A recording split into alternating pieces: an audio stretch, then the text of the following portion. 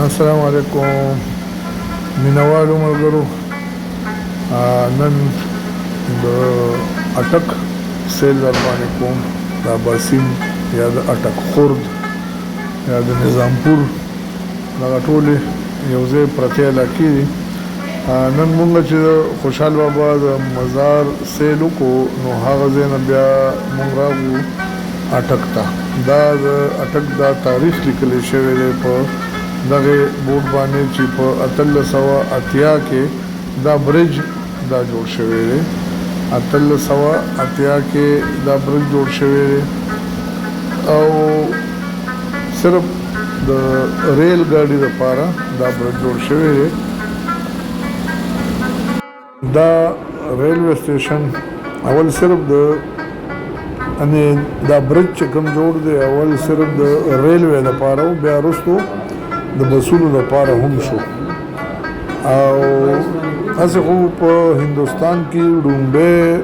ریل باقاعده د کراچۍ نه کوټلي ته چې 200 مسافر وړي دغه ډومبې د ریل سفر په دلته په اټک کې چې کوم دا ریلوے سټیشن جوړ شوی دی اټک خورد کې نو دا په 1884 نه 1880 کې دا کله سټیشن جوړ شوی دی چې نن خلک سیلانین دا غي لیدو د پاره راځي او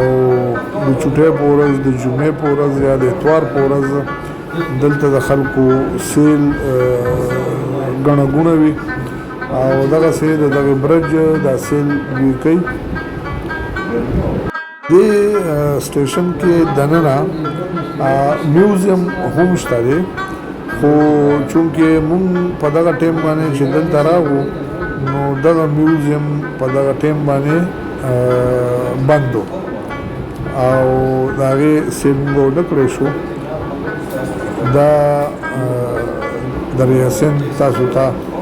په نظر راځي او په دغه برج کې زمونږ پیدل سفر د یو سر نه بل سر ته او دا ګوره د